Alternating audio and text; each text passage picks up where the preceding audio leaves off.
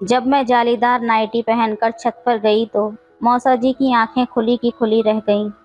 मौसा जी बोले, पूजा आज तो तुम कयामत लग रही हो।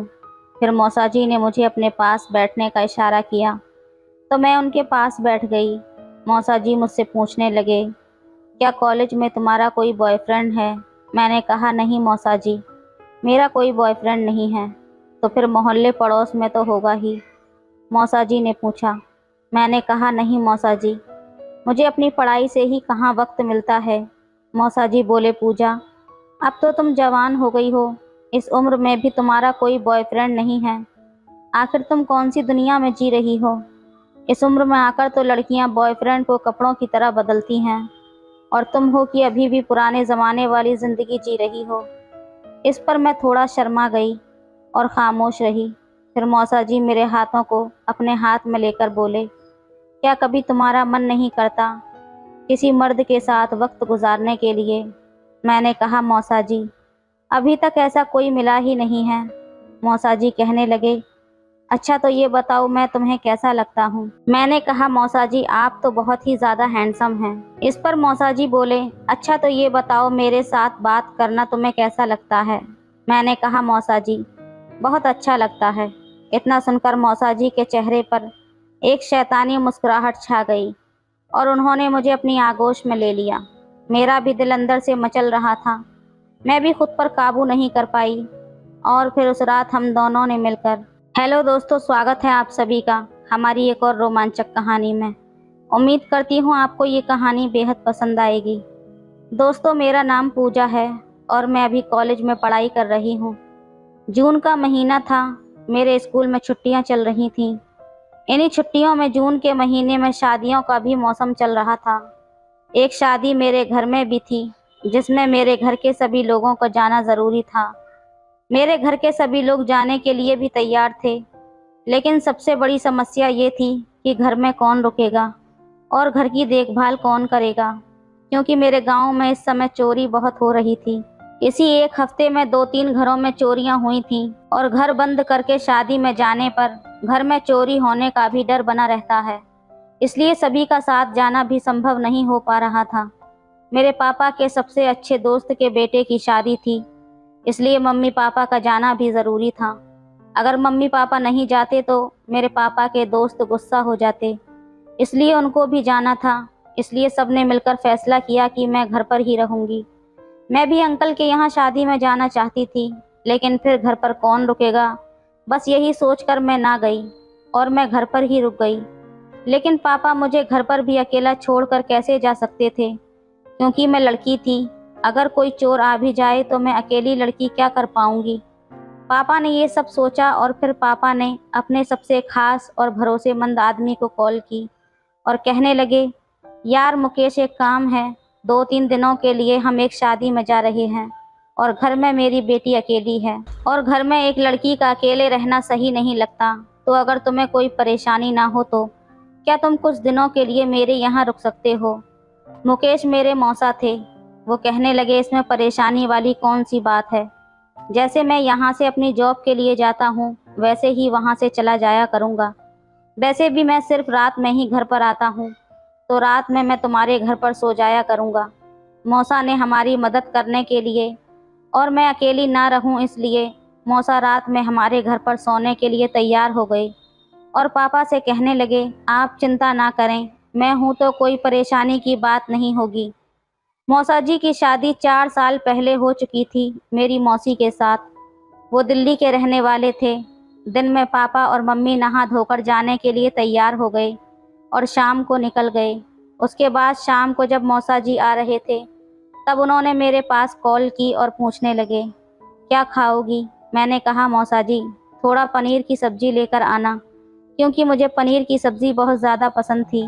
मैंने रोटी और चावल बना लिए थे। शाम को जब मौसा जी आए तो वो अपने साथ पनीर की सब्ज़ी भी लेकर आए थे। मौसा जी वहाँ से आने के बाद बहुत ज़्यादा थक गए थे और कहने लगे, पूजा तुम खाना लगा दो, मैं हाथ मुँह धोकर आ रहा हूँ। इससे पहले भी 2-3 बार मौसा जी हमारे घर पर आ चुके थे, तो हम लोग थोड़ा फ्रेंडली भी थे। मौसा जी और मेरा रिश्ता एक जीजा साली की तरह था। मौसा जी ने अपना बैग साइड में रख दिया और हाथ मुँह धोने के लिए चले गए। तब तक मैंने खाना लगा दिया। मौसा जी हाथ मुंह धोकर आए और हमने साथ बैठकर खाना खाया और बातें करने लगे। मौसा जी मुझसे कहने लगे, पूजा तुम अब पहले से भी ज़्यादा और भी खूबसूरत हो गई हो। तुम्हें देखकर तो मुझे मेरे कॉलेज के दिन याद आ गए, जब मेरी गर्लफ्रेंड थी। मेरी भी गर्लफ्रेंड बहुत ज़्यादा खूबसूरत थी। मेरे क्लास के सारे लड़के उस पर मरते थे, लेकिन वो मुझ पर फिदा थी। मौसा जी की बातें सुनकर मैं हंसने लगी और कहने लगी, मौसा जी आप तो अभी भी बहुत हैंडसम हो, आपकी तो अभी भी गर्लफ्रेंड होंगी। मौसा जी कहने लगे, नहीं यार पूजा, जब से मेरी शादी हुई है मैं तो एक को ही नहीं झेल पा रहा हूँ। और मौसा जी इतना कहकर मुस्कुराने लगे। उनकी बातें सुनकर मैं भी हंसने लगी। मैं मौसा जी से कहने लगी, मौसा जी दूध पियोगे? मौसा जी मेरी ओर देखने लगे और कहने लगे, हाँ अगर है तो ले आओ थोड़ा सा। मैं किचन में जाकर दूध ले आई और मौसा जी को दे दिया। मौसा जी ने दूध पिया और कहने लगे, पूजा दूध कितना मीठा है, और मजाक करने लगे। मैंने मौसा जी से कहा, मौसा जी आप तो रोज़ घर पर दूध पीते होंगे। मौसा जी मेरी बात समझ गए और हंसने लगे और हम लोगों ने साथ मिलकर खाना खाया। खाना खाने के बाद मौसा जी फ़ोन लेकर चलाने लगे और मैं किचन में जाकर काम करने लगी। सारा काम ख़त्म करने के बाद हम लोग रात को 12 बजे तक बैठकर इधर उधर की बातें करने लगे। मौसा जी इतने अच्छे थे कि बात करते टाइम का पता ही नहीं चला। उसके बाद मैं अपने कमरे में जाकर सो गई और मौसा जी अपने कमरे में सो गए। सुबह मैं जल्दी उठकर मौसा जी के लिए नाश्ता बनाने लगी, लेकिन मैंने देखा कि मौसा जी अभी भी नहीं उठे थे। मैं मौसा जी को आवाज़ देने लगी और कहने लगी, मौसा जी आपको देर हो रही है, उठ जाइए। लेकिन शायद आज देर रात में सोने के कारण मौसा जी गहरी नींद में सो रहे थे। उन्होंने मेरी आवाज़ सुनी ही नहीं थी। मैं मौसा जी के कमरे में गई और मौसा जी को जगाने लगी। फिर मैं मौसा जी के ऊपर से कंबल खींचा तो अचानक मेरी नज़र ऐसी जगह गई जिसे देखकर मैं शर्मिंदा हो गई। मैं थोड़ी देर तक ऐसे ही मौसा जी को देखती रही और मेरे मन में लड्डू फूटने लगे थे। तभी मौसा जी की आंखें खुल गईं और मौसा जी ने कहा, अरे पूजा। मैंने मौसा जी की तरफ देखते हुए कहा, मौसा जी उठ जाइए, आज आपको लेट हो जाएगा। मौसा जी ने फ़ोन उठाकर देखा और कहने लगे, अरे बाप रे, आज तो बहुत ज़्यादा टाइम हो गया। मैंने मौसा जी से कहा, आप जल्दी से नहा लीजिए, आपका नाश्ता रेडी है। मौसा जी बाथरूम में गए और नहा धोकर जल्दी से बाहर आ गए। मौसा जी ने जल्दी जल्दी में नाश्ता किया और मैंने उनका टिफ़िन पैक कर दिया और शाम को क्या बनेगा मैंने ये भी पूछ लिया। उसके बाद मौसा जी अपने ऑफिस के लिए निकल गए। उसके बाद मैं घर की साफ़ सफाई की ओर चल दी। साफ़ सफाई करने के बाद मैं नहाने चली गई। मैं नहाकर फिर से तैयार होकर नाश्ता किया और उसके बाद कुछ देर आराम किया। आज घर में कोई नहीं था तो पूरा घर सूना सूना लग रहा था। बिल्कुल भी अच्छा नहीं लग रहा था। समझ में नहीं आ रहा था कि क्या करूं। दोपहर के 2 बज रहे थे। मैंने सोचा थोड़ी देर पढ़ाई कर लेती हूँ। 4 बजे तक मैंने पढ़ाई की। उसके बाद फ़ोन चलाने लगी। फ़ोन चलाते चलाते कब सो गई कुछ पता ही नहीं चला। उसके बाद मैं 1 घंटे के बाद उठी तो देखा कि मौसा जी के भी आने का समय हो गया था। सोते सोते मैं पूरी पसीने में भीग चुकी थी, तो मैंने सोचा चलो नहा लेती हूँ। मैं नहाकर आज ब्लैक कलर की एक खूबसूरत सी शॉर्ट ड्रेस पहन ली थी। वो ड्रेस मेरी फेवरेट ड्रेस थी। वो मेरे शरीर पर पूरी तरह से फिट थी। उसके बाद मैंने थोड़ा सा मेकअप किया। तब तक मौसा जी भी आ गए। मुझे आवाज़ दी तो मैं कमरे से बाहर आई। जैसे ही मैं बाहर आई तो मौसा जी मुझे देखते ही रह गए और कहने लगे, अरे वाह पूजा, आज तो तुम कमाल की लग रही हो। तुम्हें देखकर मुझे जवानी के दिन याद आ गए। मैंने महसूस किया और देखा कि मौसा जी मुझे एक अलग ही नज़र से देख रहे थे। अचानक मेरी नज़र फिर से उस जगह पर गई जिसे देखकर मैं शर्मिंदा हो गई, लेकिन मौसा जी ने उसे बैग के पीछे छिपा रखा था। मौसा जी मेरी तरफ बड़े ही ध्यान से देख रहे थे। मुझे बहुत अच्छा लग रहा था। मेरा मन कर रहा था कि अभी मौसा जी मुझे अपनी बाहों में भर लें। मौसा जी के मुंह से तारीफ सुनकर मैं अंदर ही अंदर मगन होने लगी थी, जैसे किसी ने आग लगा दी हो। लेकिन मैं फिर भी शांत रही क्योंकि वो मेरे मौसा जी थे। उसके बाद मौसा जी मुझसे कहने लगे, पूजा मैं हाथ मुंह धोकर तैयार हो जाता हूँ, तुम खाना लगा दो। मैंने कहा ठीक है मौसा जी, लेकिन उसके लिए खाना बनाना पड़ेगा। अभी मैंने खाना नहीं बनाया है। मौसा जी कहने लगे, ठीक है तुम खाना बना लो, तब तक मैं आराम कर लेता हूँ। मैंने कहा ठीक है मौसा जी।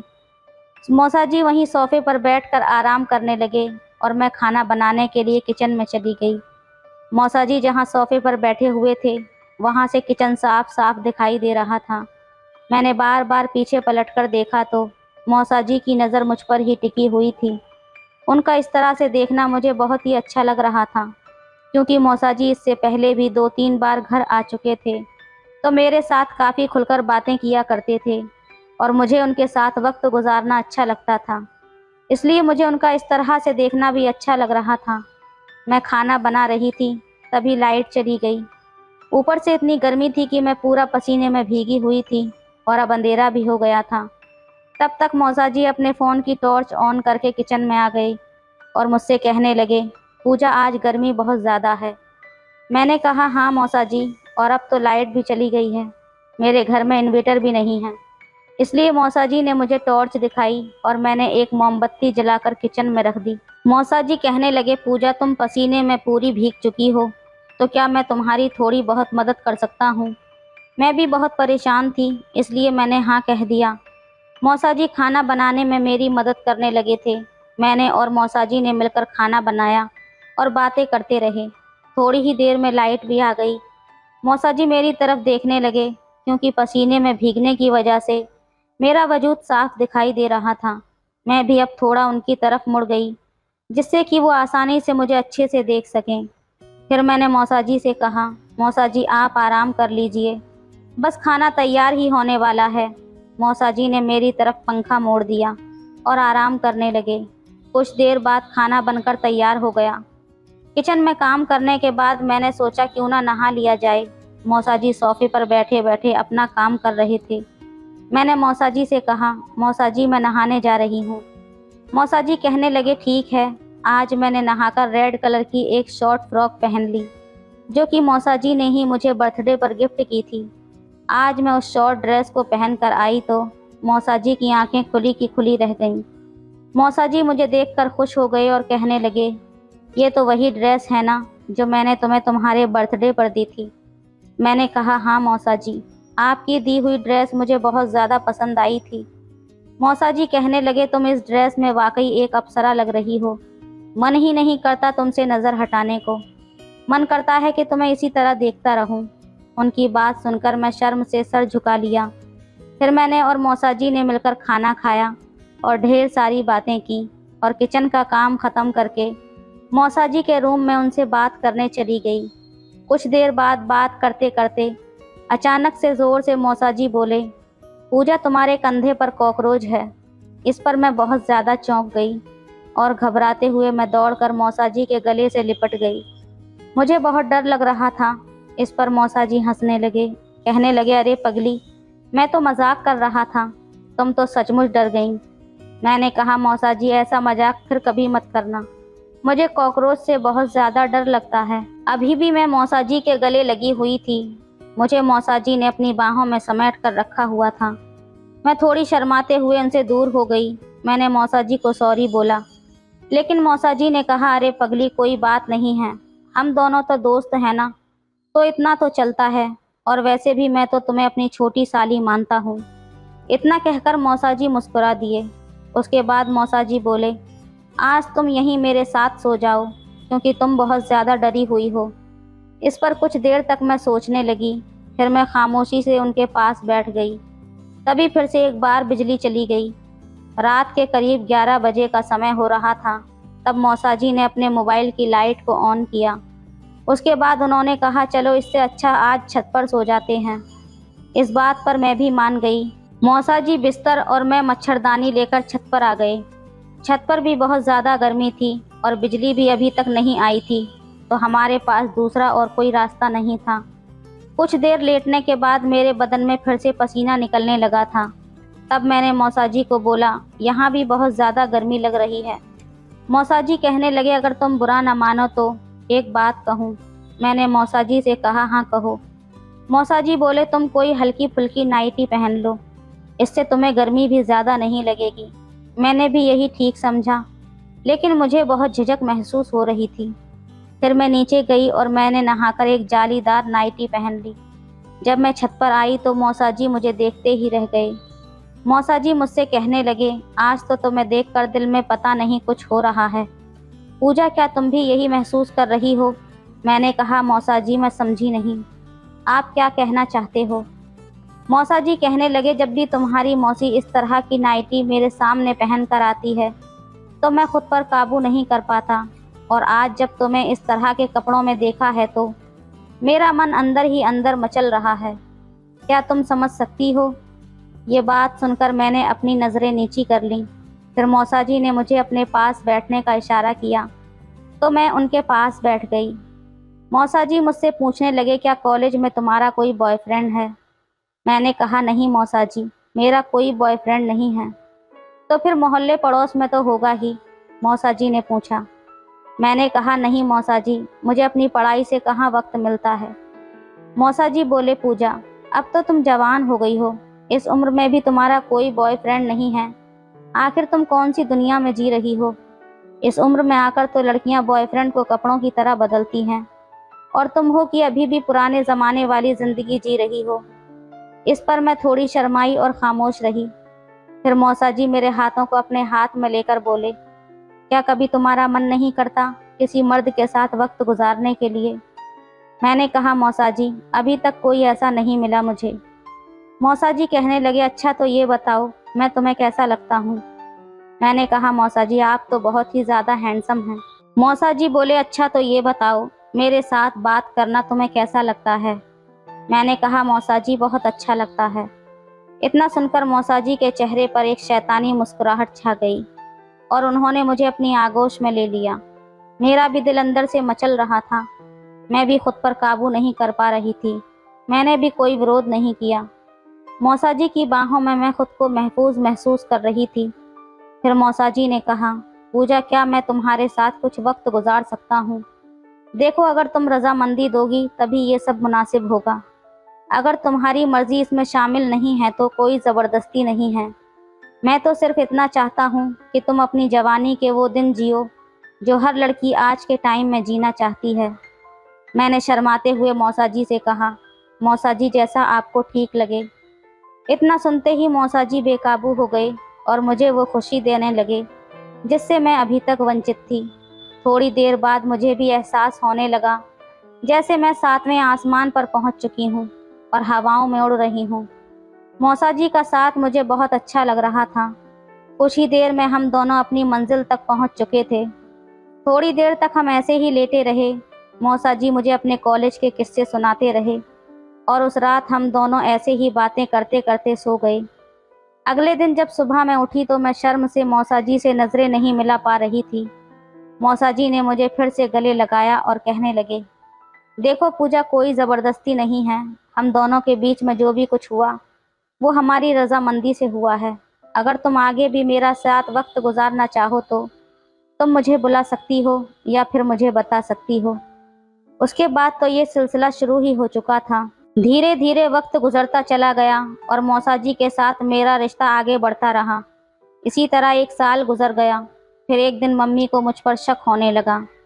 मम्मी ने मुझे अपने पास बिठाया और पूछने लगी, पूजा, ये सब क्या चल रहा है, ज़रा बताओ तो मुझे। मैंने अपनी माँ से कहा, मम्मी जी, ऐसा तो कुछ भी नहीं है, आपको गलतफहमी हो रही है। मम्मी ने कहा, ठीक है, मैं तुम्हारी बात पर यकीन कर लेती हूँ, लेकिन अगर मुझे बाद में पता चला तो फिर देख लेना। वैसे तुम अब जवान हो गई हो तो मुझे लगता है तुम्हारी शादी कर देनी चाहिए। इतना सुनकर मैं बहुत ज़्यादा डर गई। शाम को अचानक मौसा जी की कॉल आई। मैंने मौसा जी को सब कुछ बता दिया।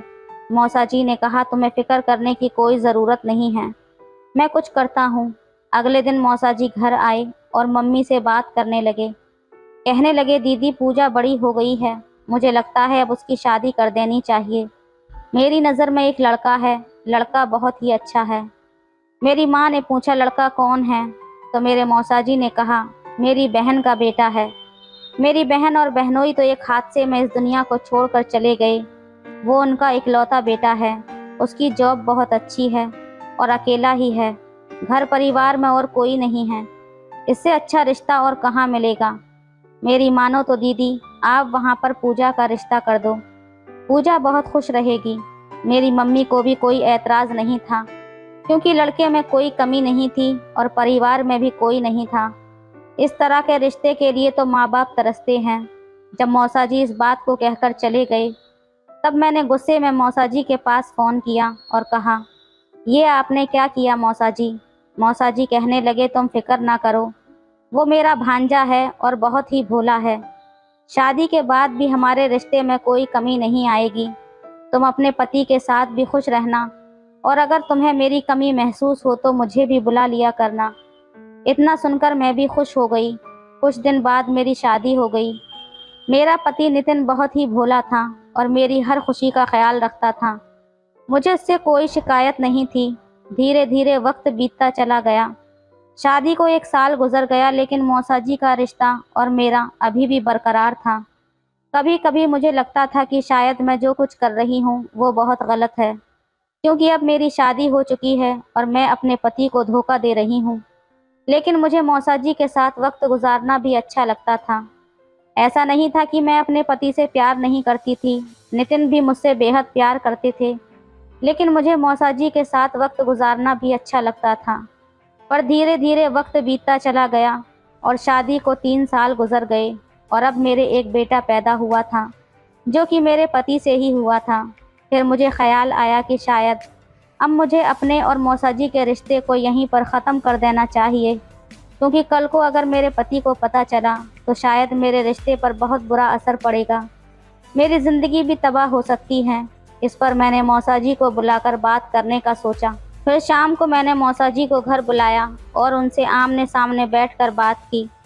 मैंने मौसा जी से कहा, मौसा जी, मैं अपनी ज़िंदगी में खुश रहना चाहती हूँ। मेरा पति बहुत भोला है और मैं उसके भोलेपन का फ़ायदा उठाती हूँ। मुझे अब ये सब कुछ ठीक नहीं लगता। जैसा भी है वो मेरा पति है। उसने मुझे कभी परेशान नहीं किया, ना ही मेरे साथ कोई बदतमीज़ी की, लेकिन मैं उसे 3 साल से धोखा दे रही हूँ। शादी से पहले हमारे बीच जो भी कुछ था वो एक अलग बात थी, लेकिन अब मेरी शादी हो गई है और अब मैं एक बच्चे की माँ भी हूँ, तो मुझे नहीं लगता कि अब हम दोनों को अपना रिश्ता बरकरार रखना चाहिए, क्योंकि अगर मौसी को पता चला तो आपकी भी ज़िंदगी ख़राब हो सकती है और मेरी भी। इसलिए हमें अब इस रिश्ते को यहीं पर ख़त्म कर देना चाहिए। इस पर मौसा जी ने भी अपनी सहमति जताई। कहने लगे, पूजा तुम ठीक कह रही हो। इतना कहकर मैंने मौसा जी से सारे रिश्ते ख़त्म कर दिए। पर अब मैं काफ़ी सुकून में थी। कुछ टाइम से जो मैं बेसुकून महसूस कर रही थी, अब मैं बहुत ज़्यादा खुश थी। वो कहते हैं ना कि अगर सुबह का बूला शाम को वापस आ जाए तो उसे भूला नहीं कहते। मैं भी दोहरी ज़िंदगी जीते हुए तंग आ गई थी। शुरू में वो सब कुछ बहुत अच्छा लग रहा था, लेकिन अब मुझे खुद शर्मिंदगी महसूस होती थी कि मैं ये गलतियाँ क्यों कर रही हूँ। इसलिए मैंने ये फ़ैसला किया। तो दोस्तों, आप बताइए क्या मैंने सही किया? अपनी राय कमेंट में ज़रूर दें। वीडियो अच्छी लगे तो लाइक करें, शेयर करें, सब्सक्राइब करें। धन्यवाद।